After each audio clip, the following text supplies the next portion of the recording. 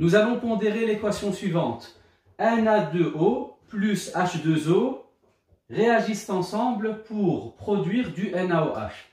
Alors pour pondérer une équation chimique, dans un premier temps, on va faire un état des lieux et on va compter le nombre d'atomes de chaque sorte que nous avons dans chacune de nos formules moléculaires.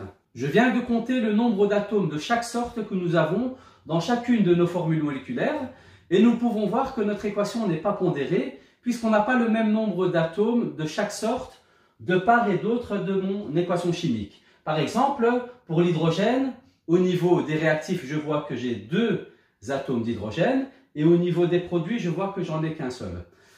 Pour pouvoir pondérer mon équation chimique, je ne peux modifier que les coefficients. Et les coefficients, c'est les chiffres qui se trouvent devant notre formule moléculaire.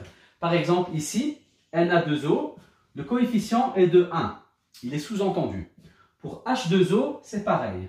Il est de 1, il est sous-entendu. Et pour NaOH qui se trouve au niveau de nos produits, eh bien, c'est pareil. C'est aussi 1.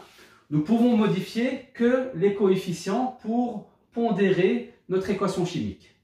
Pour pondérer notre équation chimique, je préconise de suivre l'ordre des priorités suivantes. On va commencer par les métaux, ensuite les non-métaux, les hydrogènes et on terminera toujours par les oxygènes. Alors ici, mon métal, c'est le sodium.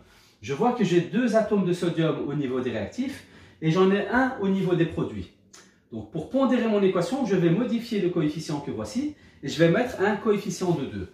Donc je modifie mon coefficient, je mets un coefficient de 2 et lorsque je mets le coefficient de 2, eh bien, ça va multiplier le nombre d'atomes de chaque sorte que j'ai dans ma formule moléculaire. Je vais donc me retrouver avec 2 atomes de sodium, 2 atomes d'oxygène et 2 atomes d'hydrogène.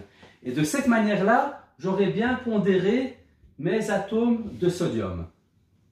Ensuite, on va faire les non-métaux. Ici, je vois que je n'ai pas de non-métaux. Après les non-métaux, donc, on a dit que c'était les hydrogènes. Alors, je vois que j'ai 2 hydrogènes au niveau des réactifs et j'en ai 2 au niveau des produits. Donc ça, c'est en ordre. Et ensuite, on va terminer avec les oxygènes et je vois que j'ai un atome plus un atome d'oxygène au niveau des réactifs, ce qui me fait 2 atomes d'oxygène et j'en ai aussi 2 au niveau des produits. Vous avez vu qu'en commençant par le métal, eh bien, on a pondéré en même temps les hydrogènes et les oxygènes et ainsi on a terminé notre exercice. Merci d'avoir suivi cette vidéo et bon travail à tout le monde.